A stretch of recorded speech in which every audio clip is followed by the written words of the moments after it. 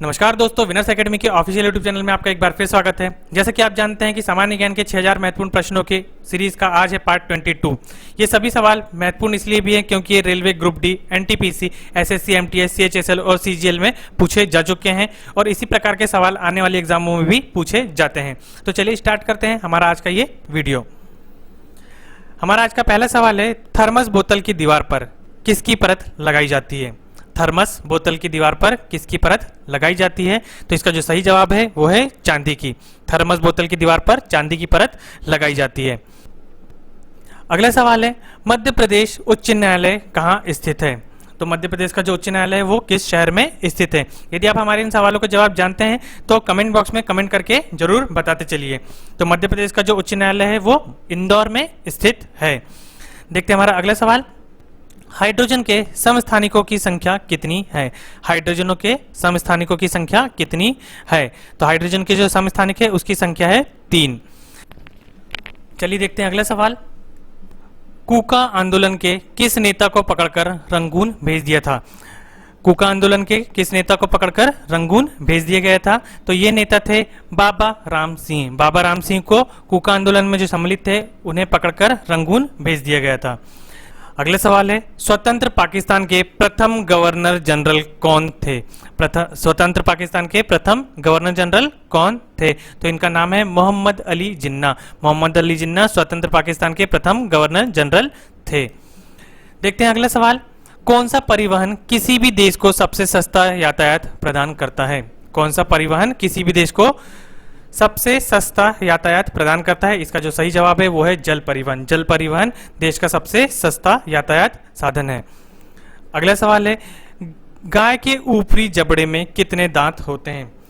गाय के ऊपरी जबड़े में कितने दांत होते हैं? इसका सही जवाब है कोई दांत नहीं होता। गाय के ऊपरी जबड़े में कोई दांत नहीं होते हैं। अगला सवाल है, हमारी छोड़ी हुई सांस की हवा में कार्बन डाइऑक्साइड जैसे CO2 की मात्रा लगभग कितनी होती है? हमारे द्वारा जो सांस छोड़ी जाती है उसमें कार्बन डाइऑक्साइड निकलती है, उसमें CO2 की मात्रा कितनी होती है? तो वो होती है 4%। हमारा अगला सवाल है, कौन प्रथम अखिल बंगाल छात्र सम्मेलन जो कि अगस्त 1928 में हुआ था उसके अध्यक्ष थे? तो इसके अध्यक्ष थे जवाहरलाल नेहरू। जवाहरलाल नेहरू प्रथम अखिल बंगाल छात्र सम्मेलन के अध्यक्ष थे जो कि अगस्त 1928 में हुआ था। अगला सवाल है, किस देश के डाक टिकट पर हेलेवेशिया लिखा होता है? किस देश के डाक टिकट पर हेलेवेशिया लिखा होता है? तो इसका जो सही जवाब है वो है स्विट्जरलैंड के। स्विट्जरलैंड के डाक टिकट पर हेलेवेशिया लिखा होता है। हमारा अगला सवाल है, भारत में किस बैंक ने सर्वप्रथम विभिन्न शहरों में स्थित अपने कार्यालय को उपग्रह नेटवर्क से जोड़ा था? तो हमें उस बैंक का नाम बताना है जिसने सबसे पहले अपने कार्यालय को उपग्रह नेटवर्क से जोड़ा था और ये बैंक था भारतीय state bank, state bank of India. तो भारतीय स्टेट बैंक ने सबसे पहले अपने कार्यालय को उपग्रह के नेटवर्कों से जोड़ा था। अगला सवाल है, राज्यपाल राज्य में किसका प्रतिनिधि होता है? राज्यपाल राज्य में किसका प्रतिनिधि होता है? तो ये होता है राष्ट्रपति का। राज्यपाल जो होते हैं वो राष्ट्रपति के प्रतिनिधि होते हैं प्रत्येक राज्य में। अगला सवाल है, बिहार के मुंगेर जिले के रामविलास सिंह किस पार्टी के सक्रिय सदस्य थे? बिहार जो राज्य है उसके जो मुंगेर जिला है वहां के रामविलास सिंह किस पार्टी के सक्रिय नेता थे? तो ये थे फॉरवर्ड ब्लॉक के ये सक्रिय सदस्य थे।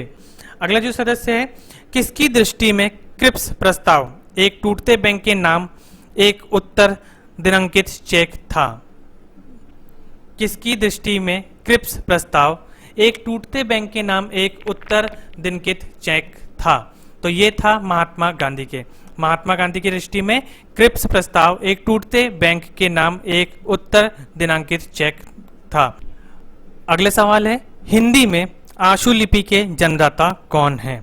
तो आशुलिपि के जन्मदाता जो है वो है निष्कामेश्वर मिश्र। निष्कामेश्वर मिश्र आशुलिपि के जन्मदाता माने गए। अगला सवाल है, भारत की सबसे लंबी नौगम्य नहर कौन सी है? तो इसका जो सही जवाब है वो है बकिंघम नहर। बकिंघम नहर भारत की सबसे लंबी नौगम्य नहर मानी जाती है। अगला सवाल है, हैदराबाद के किस शासक को निजामुल मुल्क के नाम से भी जाना जाता है? हैदराबाद के किस शासक को निजामुल मुल्क के नाम से भी जाना जाता है? तो ये थे चिनकिची खाको। जिनकी चीखा को निजामुल मुल्क के नाम से भी जाना जाता है।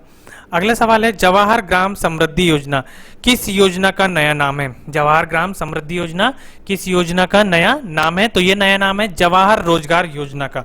जवाहर रोजगार योजना का जो नया नाम है वो क्या है? जवाहर ग्राम समृद्धि योजना। अगला सवाल है, जतिन दास किस षड्यंत्र के सह अपराधी होने के कारण गिरफ्तार हुए थे? जतिन दास जो थे वो किस षड्यंत्र के सह अपराधी होने के कारण गिरफ्तार हुए थे? वो था लाहौर षड्यंत्र। लाहौर षड्यंत्र के कारण जतिन दास को अपराधी होने के कारण गिरफ्तार किया गया था। अगला सवाल है, सचिन तेंदुलकर का पूरा नाम क्या है? सचिन तेंदुलकर का पूरा नाम सचिन रमेश तेंदुलकर है। सचिन तेंदुलकर का पूरा नाम सचिन रमेश तेंदुलकर है। अगला सवाल है, किसी गैस का ताप किस पर निर्भर करता है? किसी गैस का ताप किस पर निर्भर करता है? तो गैस का ताप गैस के अणुओं की ऊर्जा पर निर्भर करता है। किसी भी गैस का ताप गैस के अणुओं की ऊर्जा पर निर्भर करता है। हमारा अगला सवाल है, जम्मू व कश्मीर के राज्यपाल को कौन नियुक्त करता है? तो जम्मू एवं कश्मीर, जिसमें से अभी धारा 370 हटा दी गई है। जब धारा 370 हुआ करती थी तब यहाँ पे राष्ट्रपति इनके राज्यपाल की नियुक्ति करते थे। अभी यहाँ से धारा 370 हट गई है और जम्मू कश्मीर भी भारत का संविधान ही लागू होता है। अगला सवाल है, सर्वाधिक संख्या में समस्थानिक किसके पाए जाते हैं? सर्वाधिक संख्या में समस्थानिक किसके पाए जाते हैं? तो इसका जो सही जवाब है वो है पोलोनियम के। पोलोनियम के समस्थानिक सर्वाधिक पाए जाते हैं। अगला सवाल है, किसने फारसी रीति रिवाज पर आधारित नवरोज उत्सव को प्रारंभ किया था? जो नवरोज उत्सव था वो किसने प्रारंभ किया था? नवरोज उत्सव से संबंधित यह भी सवाल आता है कि यह किस धर्म से या किस समुदाय से संबंधित है? तो फारसी रीति रिवाज से संबंधित है। इसका प्रारंभ बलबन ने किया था। बलबन ने फारसी रीति रिवाज पर आधारित नवरोज उत्सव को प्रारंभ किया था। मिकी माउस किसकी कृति है? अगला सवाल हमारा है, मिकी माउस किसकी कृति है? यदि आप इस सवाल का जवाब जानते हैं तो कमेंट बॉक्स में कमेंट करके जरूर बताइए। यह है वॉल्ट डिज्नी की कृति। मिकी माउस वॉल्ट डिज्नी की कृति है। देखते हैं अगला सवाल, किस नदी के मुहाने पर हैम्बर्ग नगर अवस्थित है?